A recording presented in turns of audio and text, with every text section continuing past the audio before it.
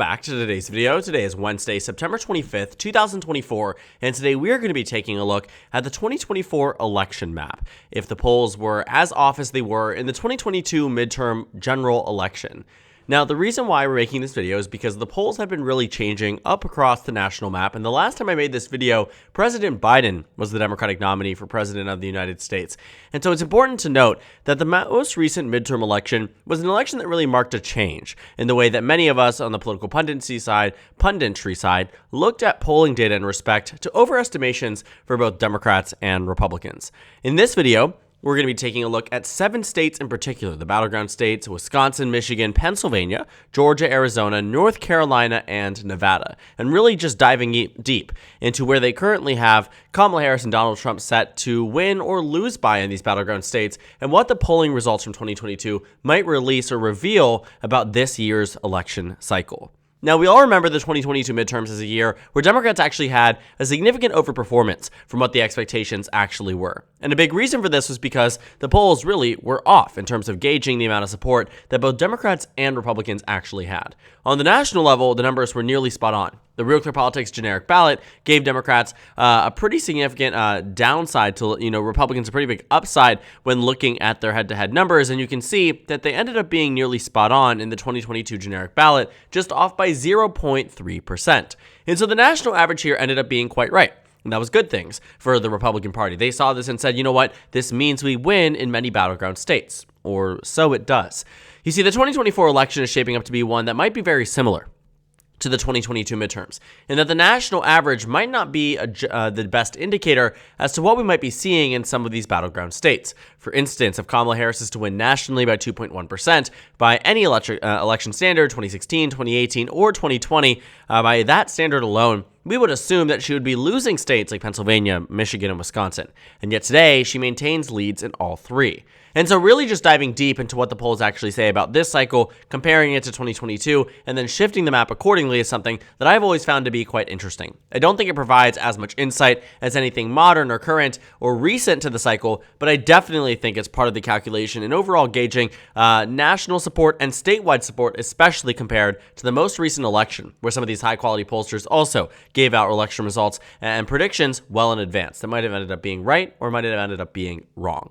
On the map here, we're not going to waste our time talking about the states that we already know how they're going to go. We are going to characterize them, so we're not going to, make them look a little bit too off by characterizing them all as safe. But, generally speaking, again, no real focus on states like Colorado, Virginia, Minnesota. These are all states that we know both parties, whichever ones we characterize as red or blue, are going to go to that side of the aisle. So as we characterize them, just keep in mind that, sure, some of these states might be surprising right now to see us, just gloss over them. But of course, there's polls in those states. They just aren't substantive enough for us to say that this is a swing state that both parties are really, really invested in. And so Texas and Florida join that rank.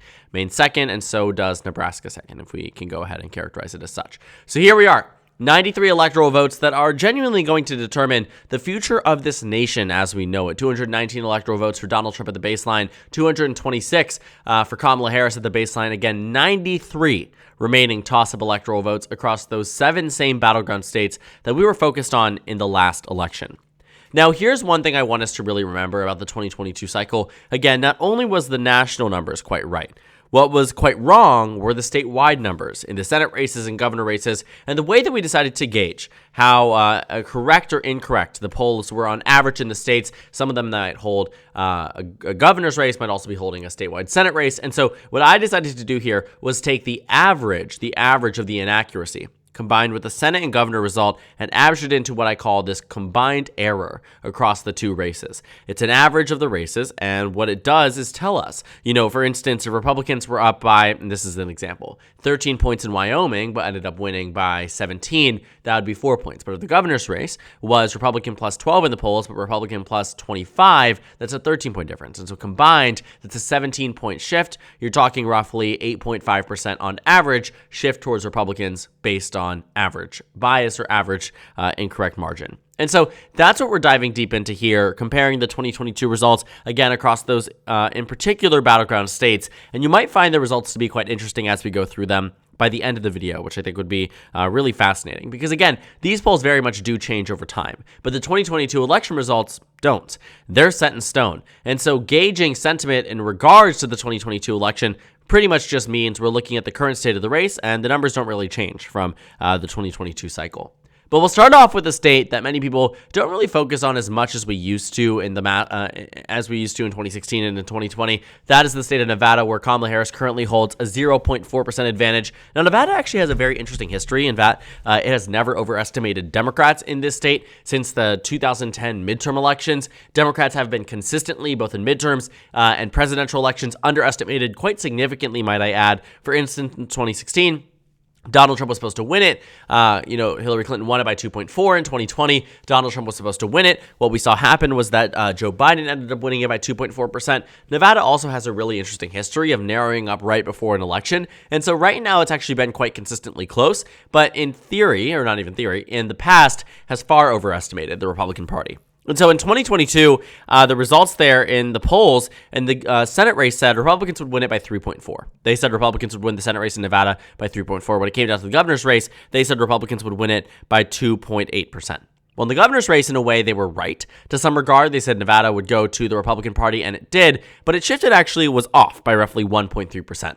When it comes down to the Senate race, though, it was off by a lot more. Catherine Cortez Masto, the Democrat here, won despite the polls saying that Republicans were going to win by 3.4%. Didn't end up happening. And so now with Kamala Harris in the position where she's ahead by 0.4%, the average error in this state of Nevada, when you combine the two, is a 2.7% combined error average. And so what happens here, state like Nevada goes from being tilt blue to lean blue in favor of Vice President Harris. And so that brings her to 232 electoral votes, 87 electoral votes to go. And then we can move over to the state that many people see as the next least competitive, and that is actually the state of Georgia, where in 2022, the poll said that in Georgia, the Senate race would go to the Republicans by 1.4%, and the governor's race would go to the Republicans by 8.3%. Now, when it comes down to the governor's race, sure, they were right. It was roughly a 7.5% margin of victory for Brian Kemp, pretty substantive. 8.3% might have been overshooting it slightly, but still in line with what we were actually seeing. The Senate race, though, was completely out of whack. Raphael Warnock ended up winning by roughly, in this individual race, by 2.8%. It was a substantive victory for Raphael Warnock here. And overall, very interesting that Republicans came away from this even stronger in 2024, but again, might not be as strong as we're thinking. Might just be the polls. And so looking at the Georgia current state of the race, Georgia, Trump versus Harris, Trump is ahead by 2.1%. The average incorrectness here is 2.5% from the 2022 cycle. And so what that means is Georgia becomes a tilt Democratic state, jumping up Vice President Harris to 248 electoral votes.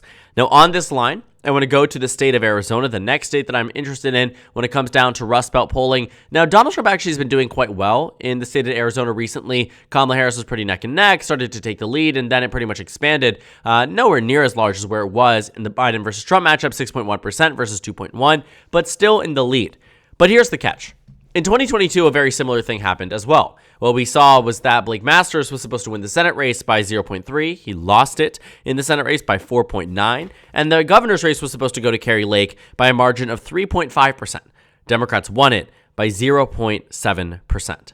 And so what this translates to in terms of an overall shift, an overall average incorrect margin here, Democrats shift the state by 4.7% to the left, giving Kamala Harris a decisive victory in the battleground state of Arizona.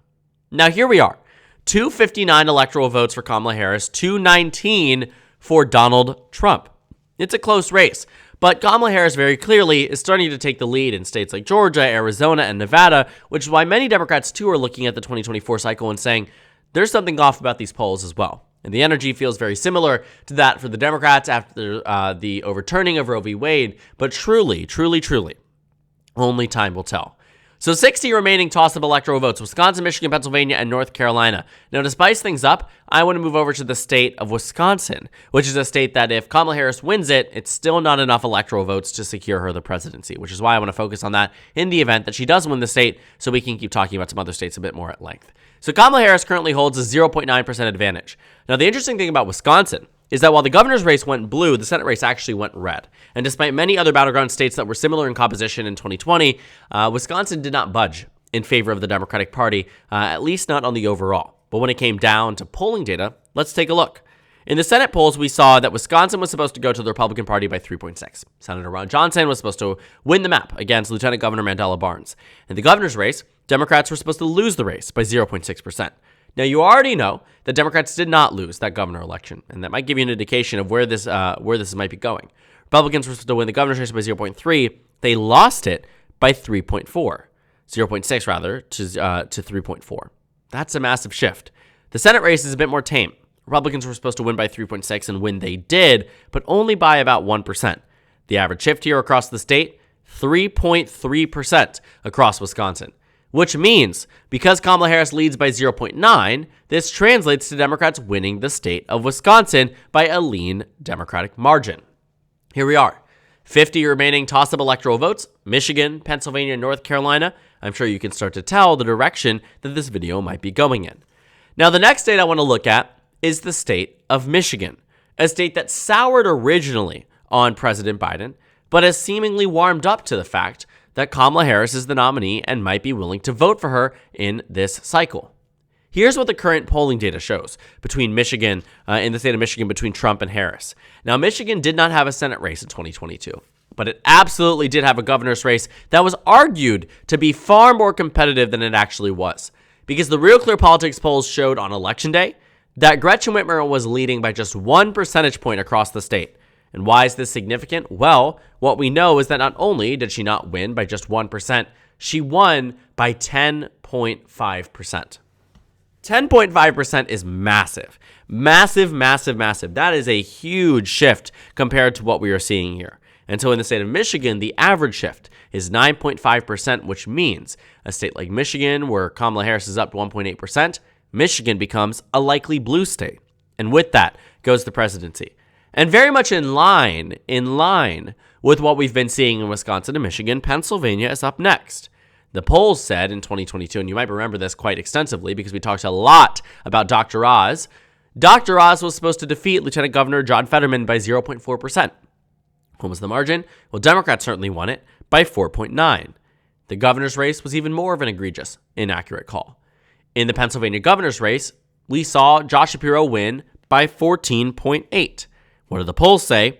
Democrats were going to win it by 8, but nowhere near by as large of a margin as it should have been in terms of the overall predicted, and in terms of what the actual voter sentiment ended up being. Democrats led by 8.3%. They won by 14.8. The on-average incorrect shift here, on-average combo error, is 6 points across the state. And so what that means is that Pennsylvania, based on where Kamala Harris is in the state, 0.6% advantage, Pennsylvania becomes likely blue. And now it really comes down to the state of North Carolina in terms of conversation around expanding the electoral map relative to the 2020 election. Now, here's where North Carolina currently stands when it comes down to Trump versus Harris polling. We can take a look. North Carolina currently has Donald Trump ahead by 0.7%. And for a while, it was more neck and neck. And for a while, actually, Donald Trump maintained that massive average statewide. But 0.7%, what do we know from 2022? Well, when it came down to the Senate race, Republicans were supposed to win it by 6.2%. Now, it did not have a governor's race, so we're only focused on the Senate race here. Republicans were supposed to win it by 6.2. What happened? Republicans did win it, strong performance by Congressman Ted Budd, but they only won it by 3.2%. Average shift here towards the Democrats by 3 points, which means North Carolina becomes a lean Democratic state. And so the final map here would be 319 for Vice President Harris and 219 for former President Trump, in what would be a significant shift relative to the last election. Michigan becomes likely. Pennsylvania becomes likely. Wisconsin is lean. North Carolina flips blue. These are strong showings for the Democratic Party and strong results for a party that has long wanted an electoral mandate as strong as this one. And so they got it. The reason I think also, too, this video is quite helpful is because it grounds people in understanding more about what the polls have said in the past than what we are looking at today and what the media narrative has been about these polls. The whole thing you've seen when you see people, forecasters on mainstream media outlets saying, I am here saying if Donald Trump outperforms his 2020 margin, he wins the presidential election. If he outperforms the current polling data by 1 point, he wins the election. In theory, sure. That is absolutely true. At the same time, a lot of the comparison points they make are saying, well, in 2020, Biden was up by this amount, therefore Kamala Harris is losing because she's not up by the same amount as Biden. That's not how these things work. What 2022 showed us was that the polls could say one thing and Democrats could say another, and that the results could show a far better picture for those on the left than those on the right, even if the polls don't predict it. What we thought we knew from 2016 was that polls always did well, if not, completely marked what the Democratic percentage would be. Everybody swore up and down that the Democratic margin was always going to be accurate, and that was the Republican margin we needed to look for to see if there were any improvements or see if there were any hidden voters or shy voters, and I can guarantee you there are on both sides of the aisle. But at the end of the day, this 319 to 219 advantage for Kamala Harris is birthed entirely out of the most recent election, and birthed entirely out of the most recent election's errors and polling missteps that provided Democrats an expansion in the United States Senate, that nearly won Democrats the House of Representatives. This election may be very similar or may be very different, but time will tell us about how this election will really compare when looking past to old elections like midterms and presidentials, and we will see, does the accuracy of polls change over time? Does the shift and the overall sentiment change over time? Because what I've come to know very quickly when it comes down to analyzing and studying these polls, they are never 100% accurate, but definitely do gauge general amounts of support. And in the first presidential election and the aftermath of the overturning of Roe v. Wade, I'd be interested to see if the 2024 cycle has a similar effect to that of the 2022 race, where Democrats were far underperformed. Because if that's the case, Kamala Harris wins 319 electoral votes. So thank you guys so much for watching this video. Make sure to comment down suggestions below. Subscribe on the left if you haven't already, and check out the Instagram and Twitter. At the top left of the screen, there's also a Discord server if you go ahead and join. On the screen, there's a video you can watch, and then a playlist for my 2024 presidential election analysis videos. Again, thank you guys so much for watching, and I will see you all tomorrow.